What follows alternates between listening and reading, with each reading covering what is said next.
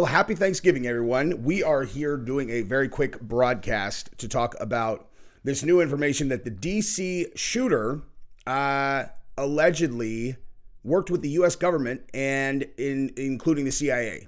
So I have some thoughts about what that probably means, and we are going to get into that right now. Then we got another clip from Tim Pool. We're going to be reacting to some Tim Pool content, actually, is what we're going to be doing. We're going to pretend that we're there having a conversation with him, and that's exactly what we're going to do. But also, he's having a conversation later on about the Civil War, Civil War fever pitch, essentially, is what it's titled.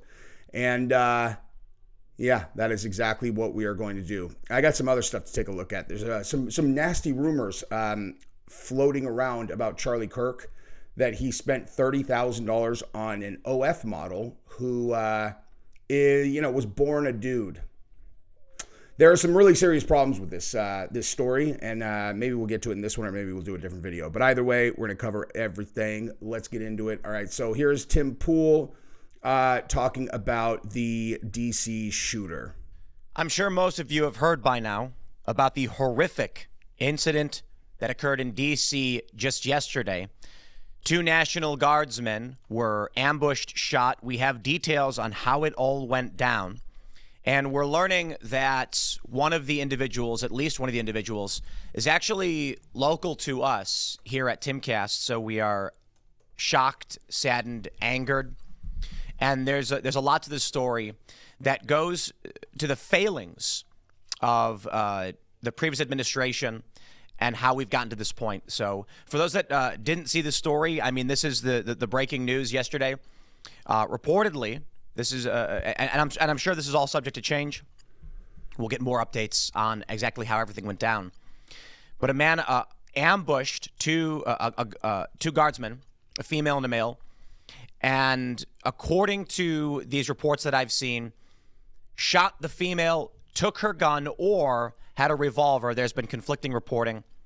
And then fired upon another guardsman and was ultimately shot a couple times before being subdued.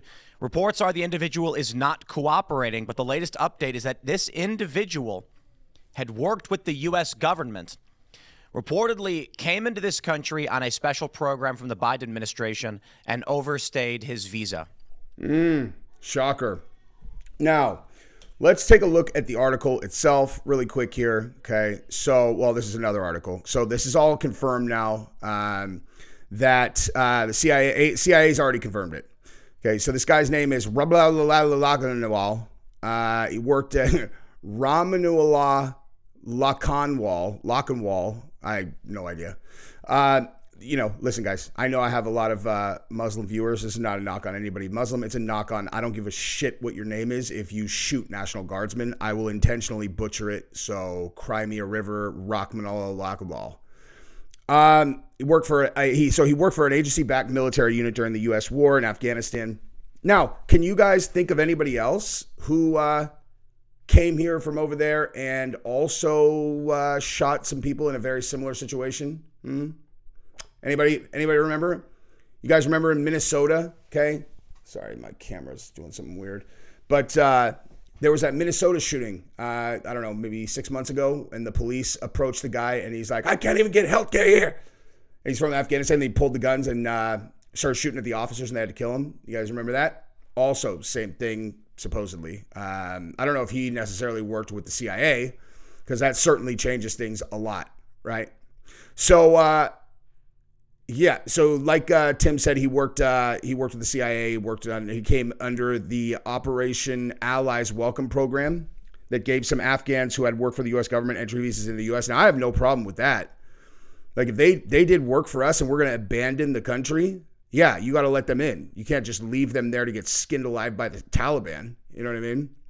But the thing is, though, is that if they work for the CIA, that changes things in terms of what you think is going on here today, right?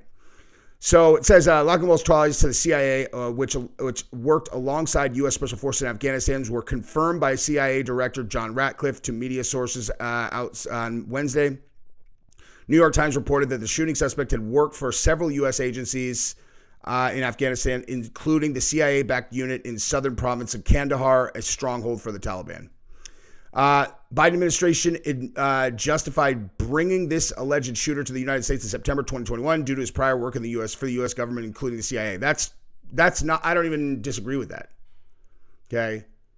But maybe you should be keeping an eye on these guys. Okay. So you basically have two ways to take this, both of which end with you subscribing to my channel and liking this video. Okay. You got two ways to take this. One is that this is an intelligence operation, because guess what, guys? Okay. You want to know what everybody has been predicting, recently? There seems to be a PR war that is being lost by a certain Middle Eastern country that, generally speaking, doesn't resemble the same look or religion as the surrounding areas. And they have been getting butchered in the press. Public opinion is a tidal wave on top of them in a negative way. And, as soon as they made that quote, so I can't remember exactly who said it. He's like, what we're going to need is a good new wave of Islamophobia.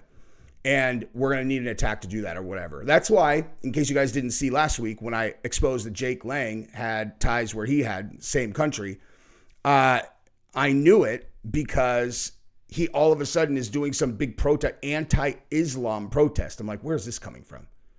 Like, where is that coming from right now? Nothing's even happened. Like, what's happened that would justify, like, okay, we got to gather up the troops, guys, and go protest the violent religion of Islam. Like, where did that come from? You know what I mean? Came out of nowhere, right? And I don't know. It just was so transparently psyop-y that I had my investigator look into him, and he found that stuff very quickly also. So there was that. Now, with this, you have an actual attack, okay? You have an actual attack, and it's a CIA asset. So, 1 + 1 = 2, potentially, right? Potentially. So that's one way to look at it. Here's the other way to look at it. And by the way, if that is the case, okay, if that's the case, and if we all of a sudden get hit with some massive attack from, I don't know, the same people the same people that did September 11th, right? Oh my God, we got to go invade a Muslim country. It's like, I don't know if people are going to buy it this time, dude. I don't know if people are going to buy it. And assuming that it was orchestrated, I'm not sure it's going to have the same effect that they think it will. But nonetheless, if we get hit with some huge attack, that is going to be a very confusing time for everybody.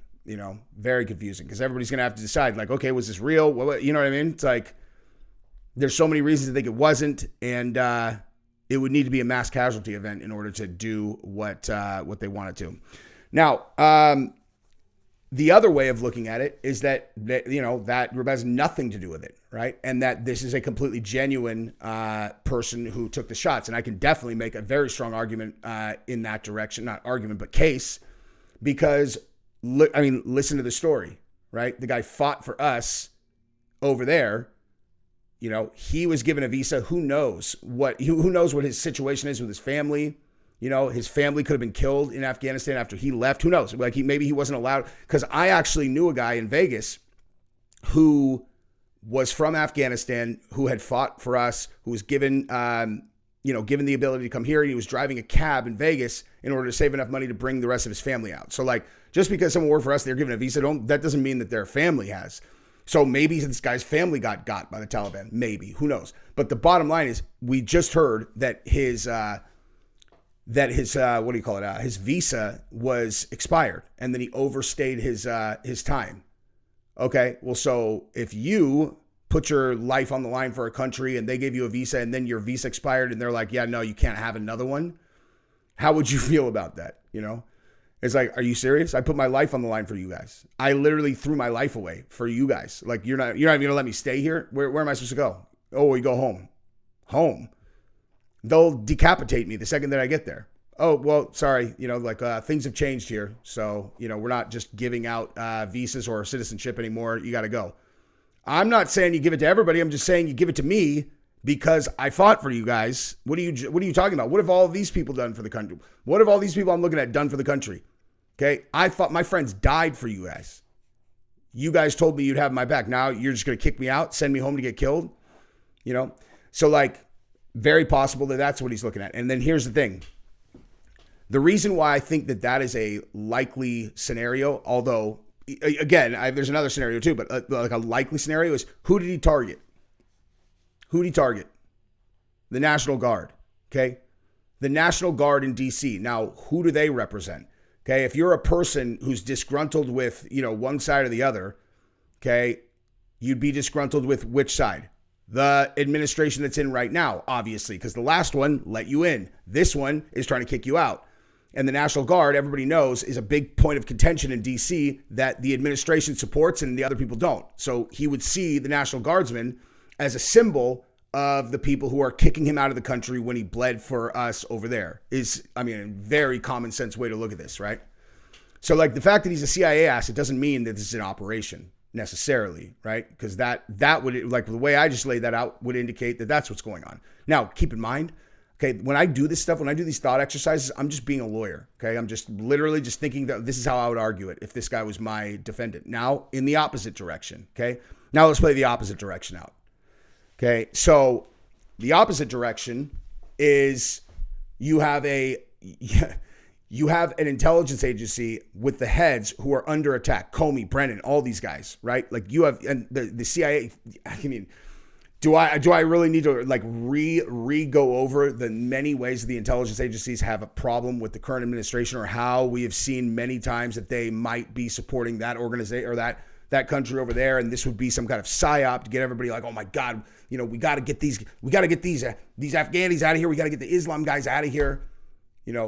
Shift the focus away from the country that's been, doing all the stuff in Gaza, shift it over to here. And like and the other thing too is Trump immediately after that happened deployed 500 more National Guardsmen into DC, like immediately, Now, in fairness, that sounds pretty Trumpy. You know what I mean?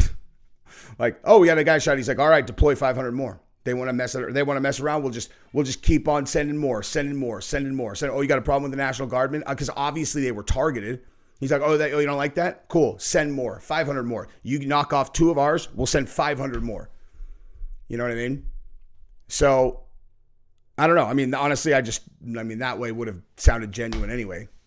If I had to bet my life on it, okay, if I had to bet my life on it, I don't have any idea which way it would go. I would probably bet on disgruntled Afghanistan person whose visa ran out and he knew he was not going to be able to get a new one, and he had fought for our country, and he's looking at the National Guardsmen, and they represent the administration trying to kick him out, and he feels betrayed on a level that is just whatever. And then, right, he goes and shoots him. But the thing is, though, there's some real shady stuff with this case, though, right? There's some real shady stuff. I'll give you a perfect example. Well, no, I won't, because the pictures I can't show. But they're saying that he took, certain types of wounds that I don't see in those pictures. Seems very unlikely to me, but I mean, or not unlikely. I don't know. It just doesn't look right, okay? But let's go ahead and take a look at what let's take a look at what the Democrats are saying, because, of course, they've always got really, really measured, strong takes. This narrative they have about blaming the victim that we've seen quite a bit. This is Ed Krasenstein. If they weren't on duty there, raking leaves and standing in front of federal buildings for no good reason, this wouldn't have happened. It was Trump's stupid political stunt teamed with another lunatic killer that led to this. I have a question for Ed. What a fucking idiot, dude. Oh, is that right? Hey, I have an idea. Like, hey, if the concert goer in Vegas, didn't go to that country concert, they wouldn't have died when the lunatic starts shooting from, the Mandalay Bay or whatever happened there, if it wasn't that. Like, these people are pure poison, dude. They're just poison. Like, the National Guardsmen, okay? They literally signed up to help the country if they can. They volunteer to be in that position. You think they choose where they get deployed, you stupid fuck, okay? They got shot by a lunatic or maybe an asset, But either way, taking the opportunity to like, oh, if they weren't there, then this wouldn't have happened. Enough's enough. It's like, yeah, I know, dude. Why don't you be more worried about your American brethren who got shot than your opportunity to go and like puke nonsense on X? These guys, like, listen, I realize that this is one of the most like prominent paid X shills. Like nothing this guy says is genuine. Nothing. This is like the guy that like on the No Kings. Oh my, hey, America hates Trump. Shut up, guy. Everyone hates you. Okay? Everyone. The only people who think they like you, they only like you because they have hatred in their heart, and you feed that to them. And so they're like, yeah, I like this guy because I get a dopamine hit when I get to feed my hate bone. You are a disgusting detriment to our civilization, and there's no question about that fact. You are dog shit. Why were they shot? Why were they shot? This lunatic killer wouldn't have shot anybody else? Wouldn't have gone somewhere else and done it? No, I think the point is we shouldn't have to worry about National Guard walking down the street. The reason they're out there is because of lunatic killers. There was a shooting at a Christmas tree lighting in Chicago. A young woman was drenched in gasoline and then immolated. What was she doing there? What the hell was she doing there, huh? Hey, Ed Krasikstein, what the hell is she doing there, man? I mean, enough's enough. Going to a Christmas tree lighting? Jesus. These Democrats and their Christmas tree lightings in Chicago. Okay, get it together, Chicago. Does that sound like a reasonable argument, idiot? There is a reason why federal law enforcement is being dispatched. Now, along with this story, there is another shocking element, and that is the question of how this happens and the argument from many on the right that it is the left. Liberals, Democrats particularly, have been fomenting civil war. I know. Now, I'm somewhat reluctant is a better word to use, to say civil war as it could be foreign actors that are doing this.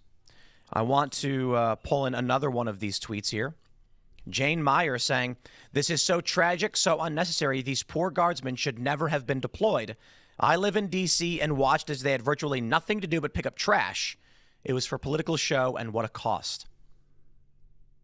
They should have been deployed, and this murderer proves it. Now, they shouldn't have been shot. They shouldn't have been targeted. This killer shouldn't have been allowed in the country. But the fact remains, deploying the National Guard was because of the violent crime, because of the extremism. They're blaming the victims, essentially? Nope, not essentially. 100% is exactly what they're doing. Okay, now let me show you this real quick. So here's a clip I wanted to show you about him talking about Civil War here. Where if you were to look at the actions of Abraham Lincoln and you were to say that his actions were justified, if Donald Trump were to right now suspend habeas corpus along transport corridors for the National Guard and for the arrest of seditious conspirators, it would be perfectly within historical precedents of Abraham Lincoln. My point being... Do you want that to happen? No. Okay. But that's not what matters. All right. What I want is immaterial. And it's funny because this stuff is very stressful, particularly for my family. Yeah. And I remind my wife, hey, I have no control over the president saying punishable by death or a senator saying on X, pick a side. Yeah. But to those that are paying attention, the realization is clear. You best start believing in civil wars because you're in one. And so when he's saying there are people that seek to murder you, the death threats that I'm sure you get and that I get, I went to Phoenix to go to Turning Point and do the show with Charlie. We spent, I believe it was about $11,000 because I had to have high-level security to move around these areas because the death threats I get, and I'm called a milquetoast fence sitter. Yeah. Hey, I got a death threat last night. And I responded and was like, doesn't matter. I was like, look, you The reality is there are people that are trying to kill us and each other, and we are very much at the inflection point of when Bleeding Kansas was becoming a full-scale civil war. That is not a guarantee that this does become one. But Charlie Kirk is dead, and to the best of our understanding, it appears to be An individual motivated by political ideology opposed to Charlie Kirk's ideology decided to kill him. There are tremendous failings of a security team, for sure. That's a whole other story. But the fact is, murder is on the menu for these people. We are very much in a hot conflict. The question then becomes, and I hear this all the time as to Oren's point, we were willing to bomb Dresden, align ourselves with the Soviets, and nuke Japan, 2 cities. What was it? Was it 80,000 in Hiroshima or something? I don't know. I don't know the full numbers. And now the combined numbers are well into the 6 figures. I think it's like combined 220,000, something like that, when you factor in all the people who died afterwards. There's a question of, in these United States, who do we align with, though we may not fully appreciate what they do, because the end result would be beneficial to us. I don't believe you are saying let America burn. I believe in this regard, and to the point Oren is making, you are pointing out that Nick is the enemy you are fighting. Right. So when you say we aligned with the Soviet Union, he's saying we're at war with the Nazis. You're aligning Nick with that enemy you are fighting.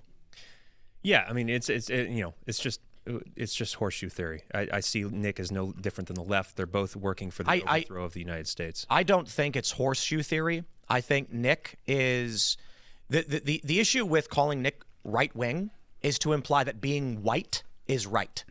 And I mean right leaning, not correct, right? Right. Nick's views largely overlap with leftists. Right. The difference is Nick says white people good and the left says white people bad. Right. That is not a left-right distinction right there. That's a racial distinction. Yeah. So if they're both leftist economic identitarians, they actually are just different factions of the same political ideology. Correct.